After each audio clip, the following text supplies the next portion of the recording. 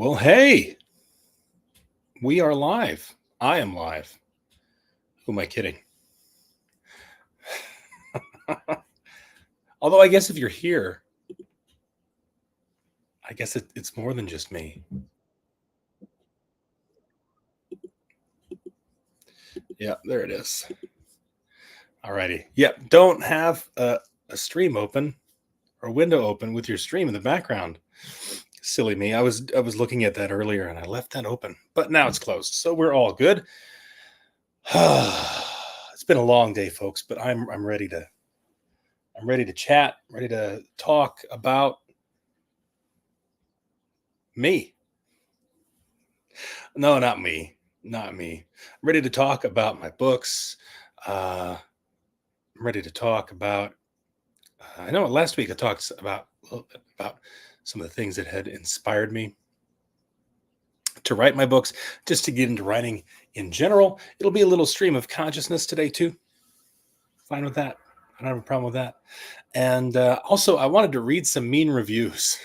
So, I'll get some of those up here sooner or later, a little bit into the stream, and we can poke fun at me that way. So that'll be kind of fun.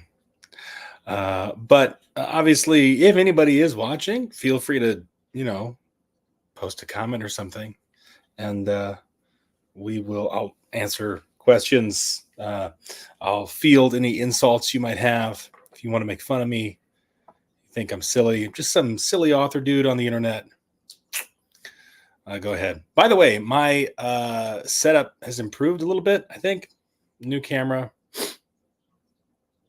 I've actually got some lighting on me, so hopefully that makes things look a little better. I mean, how can you go wrong with this, though? Really, how can you improve on this? I'm not that full of myself. Don't worry. But yeah, Wednesdays are a busy day for me. I actually spend a lot of time live streaming on Wednesdays for my day job. And so for whatever reason, I thought it was a good idea to live stream for YouTube on the same day. Just spend more time in front of the camera. Although when I'm doing those live streams, there's actually a whole bunch of people there wanting to ask me questions about that sort of stuff. That's fine. It doesn't bother me. I know I'm talking, out into the ether, and only silence is answering me back for now, and that's fine. I'm okay with that. I'm okay with the obscurity. Doesn't bother me. But yeah, I guess I should probably just introduce what I'm talking about in the first place for anybody who stumbles upon the stream or happens to, and also so I can make clips of it later. I am an author of a science fiction series called Scions of Oth. It is this stuff you see here. I don't know which way to go. It is this stuff here you see behind me. It's chess in space. Okay, it's not literally just chess in space, but that is a rook. That is a chess rook. A spaceship that is a chess rook. It's pretty awesome. There are words I would say that YouTube doesn't like, so I won't say them. But yeah, it's a 9-book series currently, working on future installments.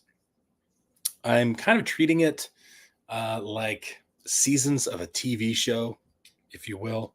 So season 1 is the first 9 episodes. When I say I'm treating it like a TV show, it's not a TV show. I'm aware that it's not a TV show. Don't worry. I have no delusions of grandeur when it comes to that. It's simply put, I think of it in that way. And so season 1 is the first 9 episodes, and there are 2 more seasons, essentially, of 9 episodes that I am planning with kind of a big, uh, uh, you know, a culmination at the end. So there is plenty of plot to get through, lots of characters, um, and all that stuff. So it is a space opera, military science fiction type of story. Really inspired by Battlestar Galactica, the reboot, the TV show. I am too young to have seen the original Battlestar Galactica. And then it's also inspired heavily by Frank Herbert's Dune, which I talked a little bit about that last time. I'll probably wind up repeating myself in some of these. I'm okay with that. Doesn't bother me. Doesn't bother me. But the first episode is called Bad Bishop. And Bad Bishop is a chess term. So in chess, you have 2 bishops. You have one, your light square bishop and your dark square bishop. And you want those bishops to be able to see, quote unquote, see as much of the board as possible, and have good angles of attack and that sort of thing. But what can sometimes happen is your bishop can get blocked by the pawns that you have in front of it. And this is what is known as a bad bishop. A bishop who is blocked in by its own pawns. And this can wind up being a liability later on in the game that if not dealt with properly. Now, it's not always a problem to have your bishop blocked by your own pawns in certain circumstances, especially if those pawns are in a good position. But if those pawns are not in a good position, or the bishop itself is immobilized, then you have problems, right? So that's what a bad bishop is in chess, right?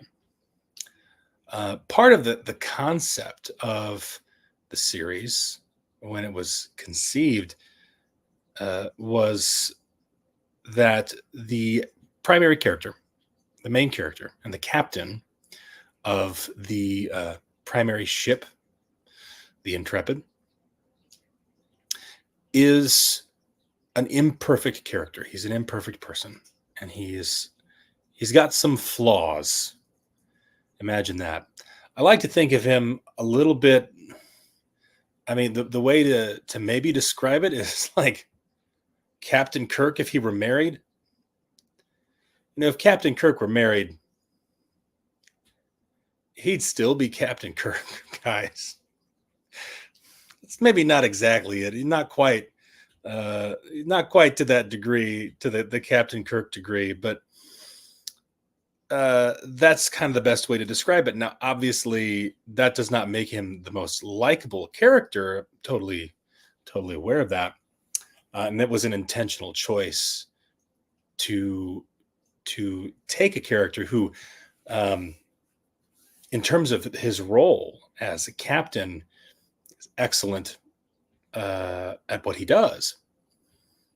And in fact, it is in the upper echelon, all right, of his role, and in terms of comparison to his peers in the fleet. But yet, he has personal vices that get in the way of his ability to perform his duties, or if not insofar as getting in the way of him performing his duties, but have an impact, maybe something that he can't even tell or see, but nonetheless has an impact on him, his ability to perform his duties, and the rest of his crew. And I thought that initially, as a concept, was very intriguing to me. And the chess in space concept was kind of another thing I was, tinkering around with a little bit at the time. And I found that term bad bishop, and it all made sense. It all clicked because Gerald, the main character, is the bad bishop. The battle cruiser that he is the captain of is a bishop. It is a bishop class battle cruiser. And yes, it looks like a chess piece, but it looks like a bishop instead of a rook. And he is, I guess you would say, caught between, not caught between, but entangled in a sort of situation of his own making, where sort of a love triangle of sorts, where he is involved with one of his deck officers, and yet he is also married, and his wife happens to be one of the pilots on his ship, a pilot of one of the fighter wings, one of the lead pilots. So that puts him in an interesting moral conundrum, because right off the bat, you know for a fact that he's a piece of S, right? And yet he's good at what he does. He is a good captain for the most part, right? He's good at that aspect of things, but his personal life and the way that he has handled that is pretty atrocious.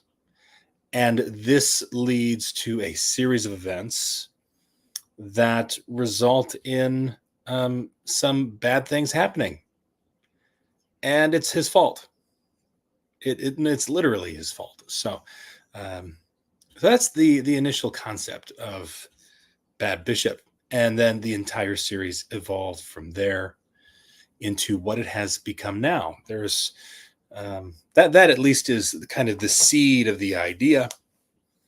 But there's more to it than just that. Obviously, if there is a space fleet, if there's a fleet of spaceships in a novel, they have to be fighting something or someone. And so there is that element of it as well. It's a universe that is full of different factions. So there's different factions of humans, and there's some aliens too. But yeah, that's it. That's it. That's all it is. No, I could keep going, and I probably will. So there's a lot of things that came together to make it, but really it was that initial idea, that initial inspiration, that was the seed of the story. And then there were obviously some other things that got not tacked on, but so for example, the primary antagonist, or the big bad antagonist, if you will, is a race of aliens. And like all, maybe not all science fiction series, but like a lot of series, there is some past event that has happened some time ago. And in this case, it was a war with this race of aliens about 30 years prior to the setting of book one. And so about 30 years ago, humanity fought off these aliens. And the war ended kind of strangely. It didn't end with the, defeat of humanity, for one. So there's that. And it didn't end with the eradication of the aliens either. They just kind of stopped fighting and went back to minding their own business in a kind of an unexplained way. And so after some tentative, periods of time, eventually it became the status quo that, they bumped into each other every now and then, but these aliens seemingly had no interest in continuing to fight humanity. Yet they're still in the backdrop. They're still there, and they're still causing trouble, but they have no interest for whatever reason in fighting humanity, even though they have superior technology. They don't appear to have superior numbers, so their ships can outgun humanity, or the human ships 1 to 1. But there's just not a whole lot of them, and they don't seem to have a whole lot of interest in fighting anymore, unless you go and find them and pick a fight with them. And so now, 30 years later, just imagine, right, the passage of time, and humanity has kind of fallen back into its old ways. During the war, humanity, which in my series, humanity is kind of split up into 6 different groups. They form what's called the conglomerate. That's just what they call their unified government. And those 6 different factions each function and serve a different role within the conglomerate. But by no means are they all best buddies. No, by no means are they all friends. And so when push comes to shove, and these aliens start picking a fight with humanity, of course, they work together. They fight them off. But then after 30 years without that threat being present, of course, they go back to their old ways of thinking and picking fights with one another. By the way, my wife is in the chat and she says hi. So hi, honey. Thank you for being supportive. But yeah, after 30 years, those essentially that race of aliens is no longer a consideration. They're not really concerned with what's going on with them, and that is where things are at the beginning of book 1. That's when we get started, and we enter, right, book 1, Bad Bishop. That is the state of things at that point in time. Those aliens aren't really a threat. Nobody's really considering them to be a threat. And then the events of book 1 unfold, largely in part due to, like I said, due to some of the main characters' own moral failings. Things go a certain way. I don't want to obviously spoil too much, in a video like this. Folks, I know you want to read the book. I'm sure you want to read the book, right? Which, by the way, it should be in the description of this video, a link to it. I believe there should be a link to also probably read a few of the first few chapters for free if you want to check it out. But that is the backdrop and the initial setting for book 1. And those, each faction that's in the conglomerate, each faction that I created, I gave some specific characteristics. They're all human, but sometimes, and this is some feedback I've gotten from readers, is because to me they're just obviously human, and I guess that's really easy as the creator of something to just know what it is intuitively. But all 6 of those factions are human, though as far as each of them are concerned, they may as well not be. So humanity is not confined to a single planet anymore. They're a multi-planet species. And what happens over time when a species is spread out is there's divergence. And so there's divergence in terms of biology. So there are some differences biologically between different groups among the conglomerate. And obviously there's going to be divergence socially, right? So their societies are vastly different from one another. The main character, Gerald, is part of the Sauron faction. Sauron is kind of like, I guess the initial concept was like the America of the conglomerate, right? If you will. Trying to kind of keep everybody in line, a little bit of policing, here or there, things like that, but largely focused on kind of the values of order, freedom, liberty, that sort of thing, is what they're based on. Uh, the other factions are all unique. There's a faction of technocrats who are basically attempting to merge themselves with technology and become sort of human cyborg hybrids. That sort of thing is what they want to attain. Another faction of humans are all focused on profit. They're a matriarchal society that is entirely focused on profits and making as much money as possible. And they are primarily a mining. They primarily occupy mining worlds, but it's all about the business, and honestly run a little bit more like a mafia in some respects. And there's another faction that is more patriarchal. And of course, every good science fiction series needs a space emperor. And so that faction has one. They have a space emperor, and he claims that he should rule the entire conglomerate. But of course, he doesn't. Not yet.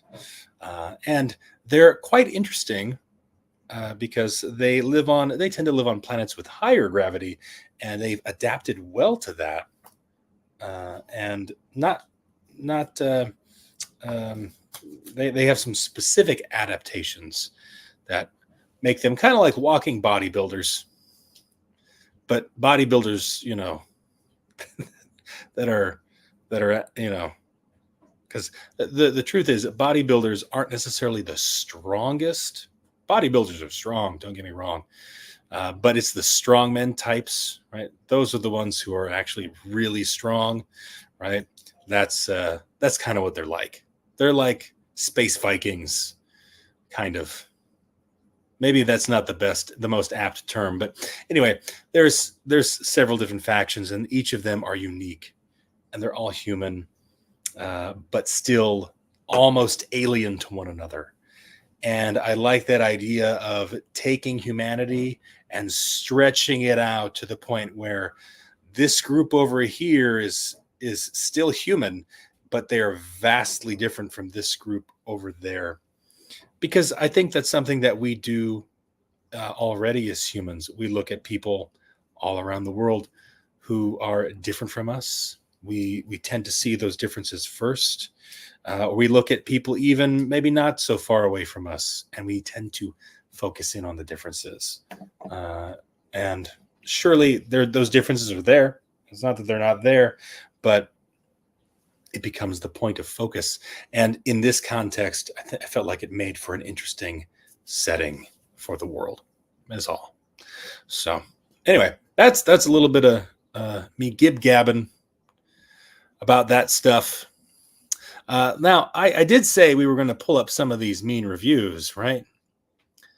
And so I think what I have to do is toy around with my settings here.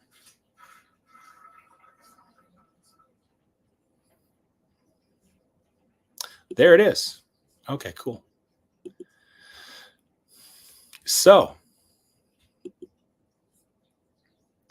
there it is on the screen. This is my book on Amazon, by the way. So here, this is Bad Bishop. And let's try to make this a little bigger. Let's actually shift the layout there. There we go. That way we can all see it a little better. Bad Bishop, book 1 in the Scions of Oth series. I'll read the description here for y'all.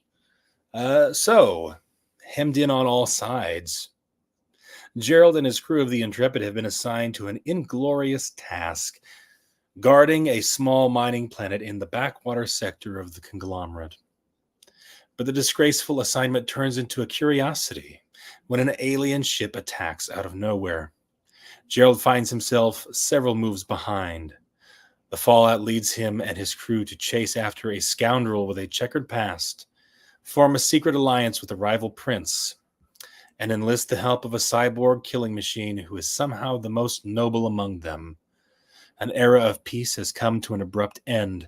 A new game has begun, and the factions of the conglomerate are pitted against their deadliest enemies, themselves. Honestly, that description feels like it needs a little bit of work, and I'm probably going to come back and tinker with it. But that's the introduction to it. And if you're curious about what happens, you can read the first few chapters. I think it's the first 10 or 11 chapters or so that are free.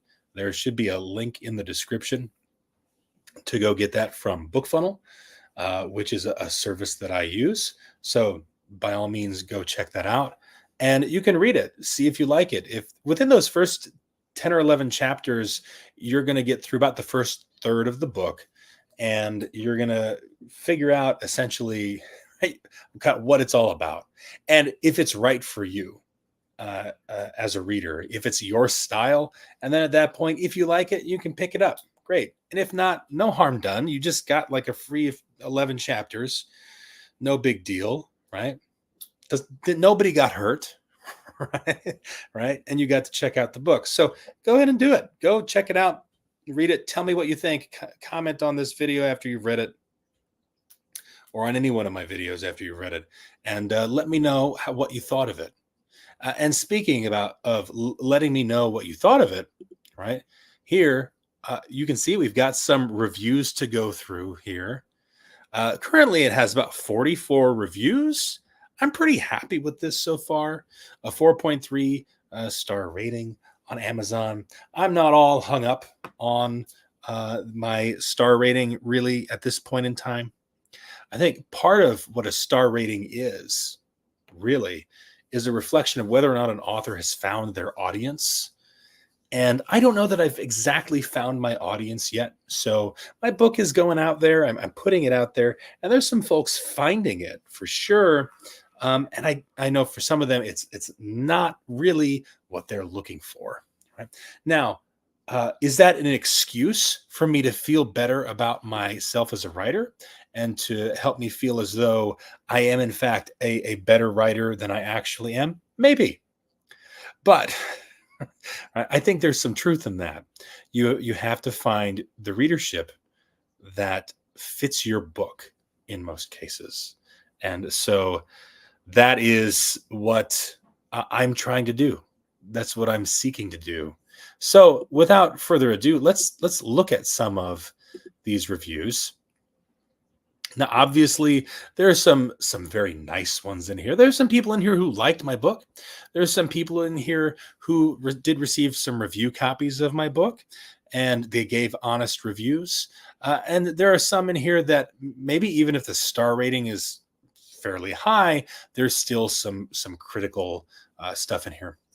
For starters, I should mention, going through all these reviews, I'm not looking to do this to like out somebody, or like I'm not trying to respond to these reviews to like justify my creative decisions. This is more for fun. So this is lighthearted, not intended to be taken like totally seriously. I just thought this would be fun. So here, the Impartial Pundit, their review, "The Usual Military Space Adventure," is the title of their review.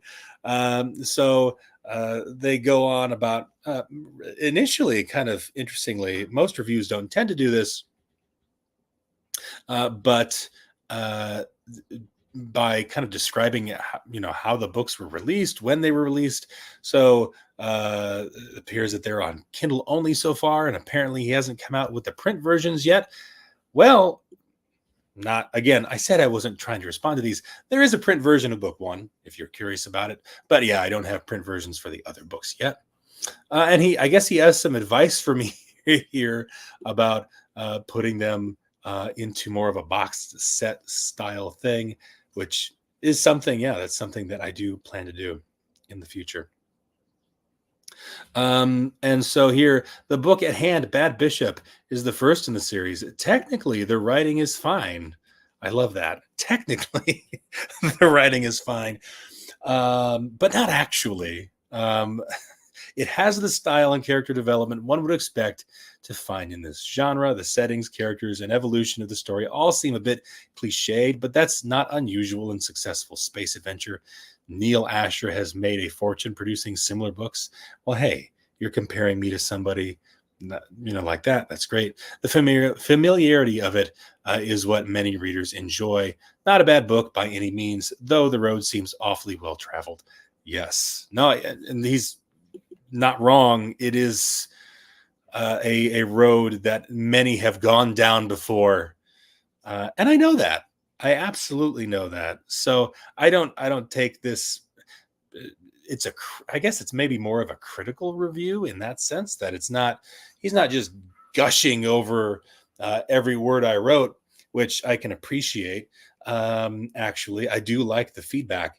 But it's true when you're writing in a certain genre. The fact of the matter is there are tropes in that genre, and those types of tropes are there for a reason. They exist for a reason, and that's often because that's what those readers are looking for. That's what they're interested in. So I don't shy away from those sorts of things at all. So as far as mean reviews go, I'd say he could have been a lot meaner. You could have torn me apart. Why? You were too nice.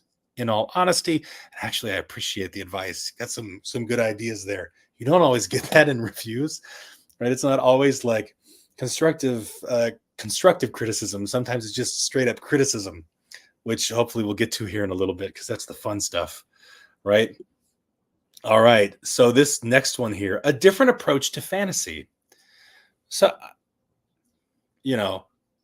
obviously my books are science fiction, so a little interesting there, but wasn't sure what to make of this one. It opens with Gerald and Abby via a romantic interlude. That is true, although it's not. I don't know that I go so far as to call it a romantic interlude, but I guess that may be the way they saw it. But Gerald is married to Scylla, and that's the name of his wife. Scylla is part of the mission too, and there's lots of fighting happening in the first book. There is lots of fighting happening in the first book. I like to write action-packed science fiction. I will admit it. I am guilty of that. I like to write lots of action. And so there's quite a bit of action going on in the first book. And they continue, perhaps more rationale for all the fighting gets explained in the future series. I wasn't really captured by this, as the development of the characters was not as explicit as I would have liked. I'm thinking the author has more up his sleeve that will be shared along the way. And now, as far as 3-star reviews go, bravo. I love this one. Because it's great. It is very true. I'm writing a series, guys. It's 9 books. And there's a lot to be discovered in there, and so obviously it's not all going to be shown to you up front. Some people prefer that way. That's totally fine. I do have some things up my sleeve, so they're absolutely right. I feel like this one just right. I appreciate this one.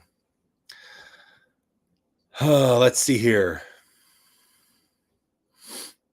A 4-star review here, not necessarily like, oh, okay, here. So I give it a 3.5, but without half stars, it slides into 4. Very good. I like it. And yet they enjoyed it. So, hey, not bad. I'll take it. I'll take the 3.5 stars. This is clear about being episode 1 and leads into the series for some answers. The space battles are decent, but happen quickly with some suspension of disbelief. Interesting. Security is weak on enemy vessels and stations when the plot needs it to be. Yep. Otherwise, it has action, moves well along, and has an interesting plot. I think there's some fair criticism there. There definitely is. There definitely is. But yeah, there is some espionage and spying and hacking going on, and an assassin tossed in for good measure. I like this one. So I don't know that I can really call this a mean review. He's not being mean. We have to skip it. We have to go, okay, these ones are too nice. These ones are too nice. What do we got here? Action starts and never stops. Solid group of characters. Okay, this is too nice again. I got lost with all the different worlds and factions. Okay, well, I'm sorry about that. I'm sorry you got lost. There is a lot. And when you're introducing a new world to readers, especially in book one, it's very tempting to info dump and drop everything in their lap all at once. And I try my best not to do that. But sometimes sometimes you've got a lot of information in your brain that you just want to communicate to the reader, right? And you want them to have it all at once. So I'll admit there are probably times in there for some readers where the amount of information is maybe too much. Totally honest and fair with this review here. And a good critical point that I try to learn from. And one of the things that's kind of weird about writing series fiction, when you're writing genre fiction and writing series, oftentimes as a writer, you start a series and then you continue writing it, and then you're always building off of what you wrote before. So book two builds off of book one, and book three off of book two, and you know how numbers work. So you're just building off of what you wrote before, and that makes it easier. When you're writing book four or book five, or right now I'm writing book 10, I have so much to build off of. And I know that my reader at this point has so much knowledge about the universe that I can conjure up and remind them about, that they're going to be engaged with whatever I decide to show them. But when you go to write a new series then, and for the first time you're having to write a new book one, yeah, that's tricky. Writing book one is very difficult. And unless you only write like trilogies, and so you write 3 books, which depending on how long they are, I know for some authors, I write shorter novels, so about 40, I guess I would say probably 35 to 45,000 words is probably about my sweet spot, where that's the length I like to write. I can produce those relatively quickly when I'm, in the groove with writing. And so, if I were just writing trilogies, I would have a lot more experience writing first books or first in series. And I think there's some skill in that, to introduce people to a new world, there's skill required to communicate all that information as a storyteller. And so that's probably something that I'm going to have to sit and ponder about, because I only have so much time to write. I only have so much time to plot and plan stories. But if I had all the time in the world and I wanted to become a better writer, and I imagine this would be good advice for anybody who is an aspiring writer, writing 10 books that are the first in the series, that are the first book, would probably make you a better writer than writing a 10-book long series. Now, what does that say about me and how good of a writer I am? I don't know. I'll leave that up to you. I'll leave that up to you. So let's see here. Okay, we're definitely not at the end of the reviews here, but this is just the bottom of the page. So almost everything had already been done in space, but this book still manages to create something amazing. Oh, come on. This is too nice of a review. Because most new sci-fi films fail miserably. This book is much better than most films. Come on. You can be more critical than that. That's way too nice. Way too nice. Okay. I know I said I was going to read the mean ones, but I guess maybe I'll read some of the nice ones too. But that actually was nice. All right, let's look at the 4-star reviews here. See if there's anything that we missed that was kind of critical. I don't know that we did. Aha! Yep. Okay, Ronnie. The book itself is okay, but felt it was missing certain elements and such. This is a hard genre to write, as it's been done many times. The use of factions has been done many times. Yes, it has. Right? I know I'm not reinventing the wheel. No, they're absolutely right. Though this one does not give very much detail, I suppose that's why it's a series. Yeah, he's right. I think the series will be good, but feels there could have been more detail and background in the first book. I think there could have been if the book were perhaps a little bit longer. A longer book, I probably could have done that with, but it was just a creative decision the way I chose to write it. And so, if it were longer and I had more words to work with, perhaps you're right. I instead chose to spread some of that information out over multiple books in a series. So, the thing is, these types of comments and reviews, they don't get to me. I understand that it doesn't bother me. This is maybe just uh, sometimes you got to get into it. You got to get into the feel for it. How many times have I watched a TV show where the first episode or two doesn't really get me, and then I get into it. It's like, oh, okay, no, this is good. It finds its stride. I'd like to think my series is maybe a little bit like that, and that's okay with me. I accept that reality. It doesn't bother me. It doesn't bother me in the slightest. Um, but yeah, he was still a little nice there. So, Warren, sci-fi is a hard genre to write due to all the nuances needed to be created. A Bad Bishop is a great start. Oh, please. Tell me how bad it is. The story begins strong in creating the characters, and I found reading this book to be engaging and interesting. Okay, okay, okay. Let's move along. Let's move along. Let's see. Yeah, if you like stories with a lot of action and fighting, then this book is for you, Eric. Thank you for that. I think this is one of those where it's almost like he wanted to say, It's not for me," but instead he just chose to say something positive, and you can kind of tell it's like an underhanded compliment. It's like, if you like your food without any flavor, then this is for you. That's what he's saying about my book, right? That's how I interpret it anyway. Oh boy. Okay. uh, let's see. This series as a whole has great potential. There's lots of details missing from book one. See, I always wonder what they mean. Oh, here we go. Are they all different species? Are any of them humans at all? What caused so much conflict? Yeah, these are all good questions. These are all good questions, and I do my best to answer them. Oh, this part. The captain is not a good man at all. No, he is not. The main character is not a good person.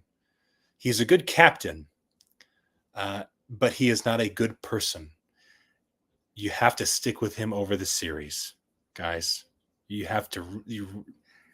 He doesn't stay that way. I don't. I don't just want to keep around an unlikable character for the sake of keeping around an unlikable character. There is growth. You just don't see it by the end of episode one.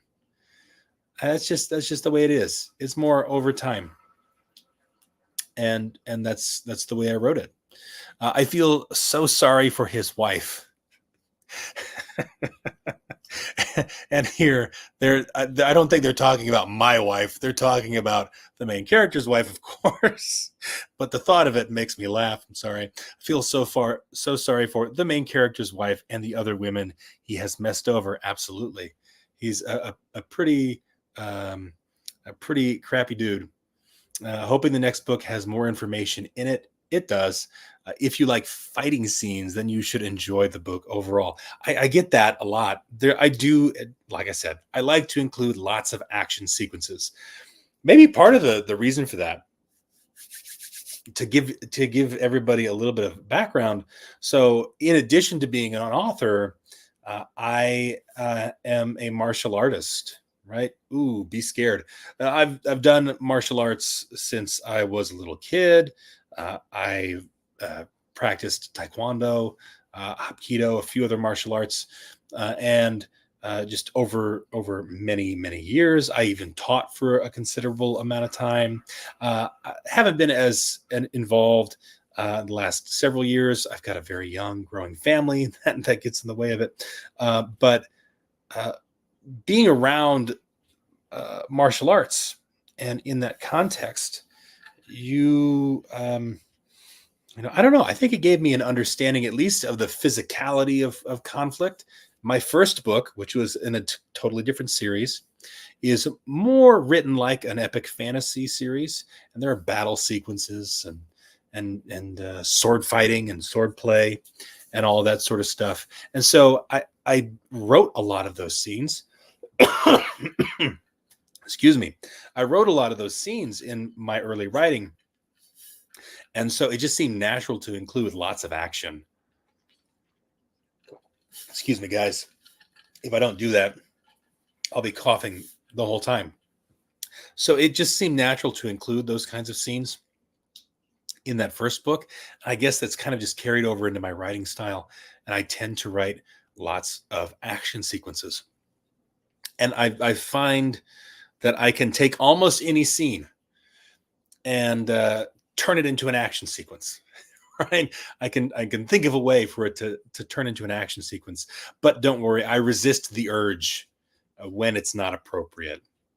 But yeah, there is a considerable amount of fighting and conflict going on.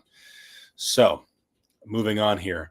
Let's see. I enjoyed reading Bad Bishop, and I look forward to the remainder of the series. Probably a little more sci-fi than fantasy, but not too hard of sci-fi, falling nicely into the space opera genre.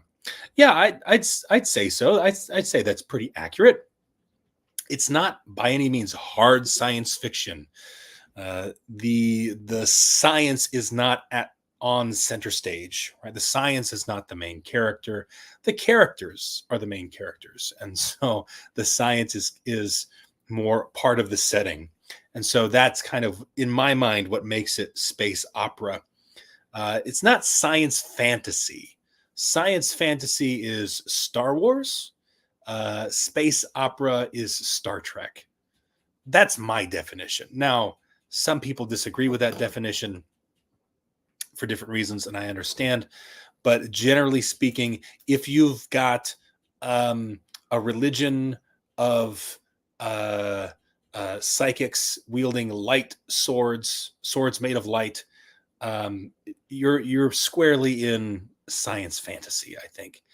Now, that being said, there are some almost metaphysical elements that get introduced subtly in certain places in the series. I do like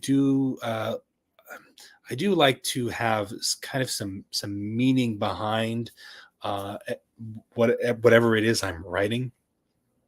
And so I do like to include some occasional metaphysical allusions, if you will.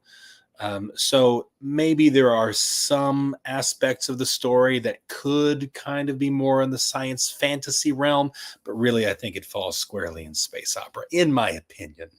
And so yeah, I think they hit the nail on the head there. Good review. Your review gets 2 thumbs up.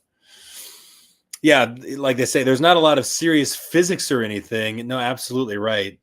Like, one of the things for me personally, in writing the way I write science fiction, like it's like the artificial gravity thing, right? I think you can tell when an author has, if an author uses realistic gravity. And so everybody's in space. I was listening to an audiobook recently that was written that way, and there's realistic gravity in most cases. And when they're in space, they have to strap themselves in and all that stuff. Totally fine. And actually, fairly advanced technology still, but they still have that element of 0G that they have to deal with. Whereas, my books were inspired by Star Trek, Battlestar Galactica, other similar stories where you're on a big honking spaceship and you can walk around like it's, a battle cruiser on the open ocean, right? That's really kind of what it seems like. And so for that same reason, that trope carries over. There are some cases where there's some zero G and that sort of thing, but that to me is kind of like the litmus test of hard sci-fi or not in some cases. And so yeah, there's definitely no serious crazy physics. The science fiction is more the setting rather than the main focus. But yeah, the AI here, they're going into the AI battle planning machine. That is the master table base. I'll have to talk about the master table base one of these days. Of course, this is a thing that came from chess. Chess is part of the inspiration for this series, and so the master table base is a chess thing. But I took that idea and then applied it to uh, space battles, spaceships. Anyway, okay. Who doesn't like a good sci-fi book? This is a good series starter. However, I found it less than climactic, and having not read the others, I feel like maybe there's a bigger buildup going on in the background. Uh, mm, Fair enough. Fair enough. Actually, I think that there is a little bit of a cliffhanger at the end of book one, so you're definitely going to be wondering if you get to the end of it, what's going to happen next. But if they felt like it was less than climactic, then I suppose I suppose they're right. Right, the customer's always right. Isn't that how it is? But I think what I was trying to do was kind of lay some groundwork as well for what was coming next, and also the way it was written was kind of unique because originally, believe it or not, this was intended to be a series of short stories, and then it got turned into a series of novels. And so book one is actually in three parts. They're all I guess I would say chronologically linear, one after the other. But it's and I make sure to make that clear in the context of the book. Um, and I've actually made that more clear in a recent update to the book. But yeah, it is kind of a three-part story that has one thread going all the way through it, and it's definitely not going to answer all your questions. It's definitely not going to answer all your questions. There's going to be more. What do we got here? Rather difficult to visualize, but interesting. I like that. That's not a bad um, that's not a bad review title. First of all, I didn't like the cover. Oh boy. Oh, that hurts. That's a gut punch. First of all, I didn't like the cover. It looks like a big smudge rather than an image. Second, these 9 books in the series should have been 4 to 5. I don't very much like when a 100,000 page story is split into 2 to 3 books. What I've liked were the fight scenes, very dynamic. I also like the fast pace of the story. Overall, 4 stars for me. Perfectly fine review, very good review. And I totally understand where they're coming from in terms of preferring a shorter series with shorter number of books. I'll say I'm not trying to be defensive here, guys. I'm not feeling like I'm, being put on the spot or anything. Each book is written as a self-contained story. So, it as a box set, I think it could absolutely work to do that. And I plan to have box sets available in the near future. Have a couple things to work out with that. And I think that might be a better delivery method. But this series was only released back in October, so I'm giving it some time to kind of see how it works in this format. And I might reformat it later into a box set instead, because I think there's some fair criticism there. But each book really is its own self-contained story.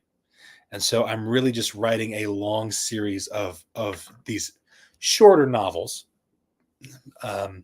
And they're each standalone, not standalone, but they're each their own complete story, right? So they have a an inciting incident and the first and second plot points and a twist in the middle and a confrontation and conclusion all wrapped up into one in that individual story. So all of the elements of a story are there in each episode, right? So not to contradict what they're saying here, obviously, they have a different preference for that, and I think that's totally valid. That's just not what I'm doing. That's fine. And yes, the book cover. Oh, the book cover. Wait, let's go. Let's go take a gander at it. Well, I'll have to go back here, but that's fine. So I'm zooming in on it. I don't know if that's doing it all justice. What if I click? Yeah, that's a little better. So first of all, my cover artist Mike is awesome. He does a lot of really good work. This cover is a little busy. There's a lot going on here, and the color choices. Maybe that's the only thing I could criticize on his part at all, and I would hesitate to even criticize him at all for it. He does great work. In fact, the backdrop you see behind me is him, same artist, and it's a phenomenal. Excuse me, but this is a little busy, and that's my fault. All the stuff going on here on this cover is my fault because I asked for all of it, and it doesn't do a good job of being a cover for a first book in a series, and so that's me. That's not. I don't think that's my cover artist's fault at all. I think maybe a different color palette could have helped a little bit. I'm actually gonna be talking to him about doing kind of a reworking of this cover, because I think this is fair criticism that at the time I didn't know what to ask for. This artwork was commissioned back in 2019, and again, great work, was phenomenal. When I remember first receiving it and just being like gushing over it. It's beautiful, but there's a lot going on. And so I think that's fair criticism. Absolutely. Let's dive into some of the more mean ones. I think we did this one. Lots of action. If you like constant fighting, you might like this story. I like that you might like it. While I usually like morally great characters, I didn't like any of the characters in this story. There are lots of factions or governments or species. I really don't know. Each group could be a different species from a different planet, or they could have all been human. There was almost no physical descriptions. So, I guess part of it is, I don't go into a lot of detail about all of the different factions and so forth. I try not to info dump. And in that short amount of time, I could see readers, feeling that way. And you don't have to like my characters. I don't like my characters sometimes. Um, you know, and I think part of it is because Gerald is the main character. Is the infidelity, I think, is a thing that people, when you talk about morally great characters, you're thinking something like, it's not really as morally gray as you might think. You think like Breaking Bad. Take Breaking Bad for an example. Walter White is a morally gray character, really morally complicated, I think is the term that I prefer to use, but you can sympathize with him. And so you're like, yeah, do it. Go sling that crystal, or whatever, I think as the viewer in that story, you actually are like wanting him to go down the dark path. It's like you want him to do it. If for no other reason than to just see what would happen. And this is more a story about wrestling with vice and overcoming your own moral failings than it is simply about presenting a character with a moral dilemma that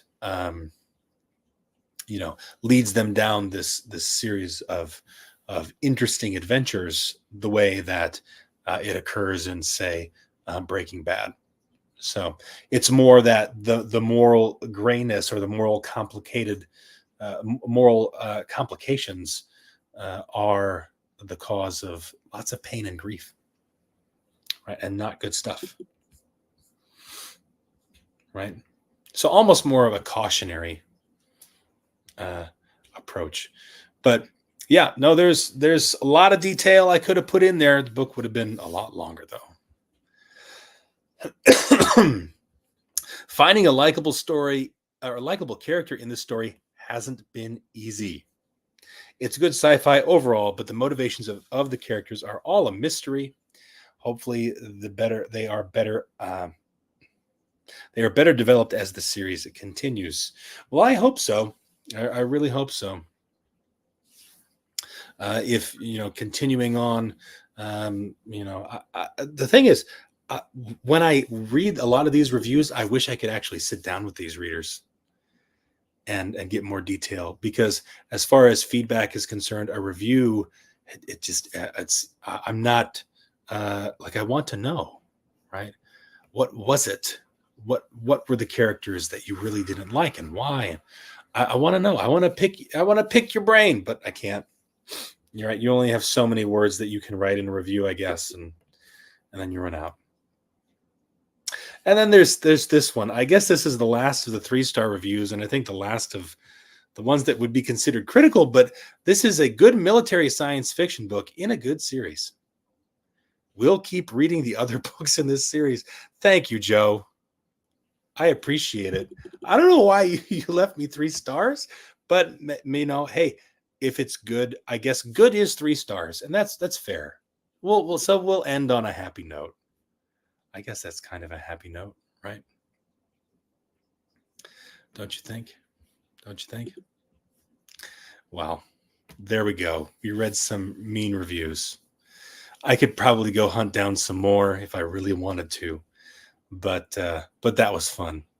All of this was meant to be done really just in fun. I'm not offended by these reviews at all. I see reviews as an opportunity for me to grow as a writer and get critical feedback, because sometimes when you're working with readers who are fans of your work, they are going to have a different opinion that's going to be warped by the fact that they're a fan. And they're going to leave you a 5-star review and tell you everything is great, and they're not going to give you critical feedback. And I'll admit, sometimes I get a review that's critical and it ruins my day. and I think about it, and I stew on it, and it feels like I've failed as a writer, because I don't know if you guys know this or not. I don't make a lot of money from my books. If my ex-wife is watching, I don't make any money from my books at all. Okay. In all seriousness, I make some pennies here and there. I make a little bit, but it's nothing that it doesn't pay any bills or anything yet. That's just the way it goes. If you're entering the publishing world, right? The self-publishing world, right? It takes time to build that up. And so sometimes it feels kind of like, those things, I let those things sometimes, knock me back a few steps. And I do sometimes, I'll admit, question my abilities as a writer. So if you ever do leave a review for a book, and you do leave a mean review, try to offer as much detail as you can on what you didn't like, and try to leave the writer with something. Throw them a bone, whatever that happens to be. Maybe just saying, I just don't think this was right for me. I don't think I'm the target audience for this, because it does soften the blow, right? A little bit. If you're even empathetic toward the author at all, that would be my advice. But anyway, I think I'll wrap it up here for this live stream, and it was lots of fun. Thank you for those of you guys who stuck around and watched. I hope I entertained you for a little bit. I hope you found it interesting. And I will be back next time. Until then, travel safe. Be good.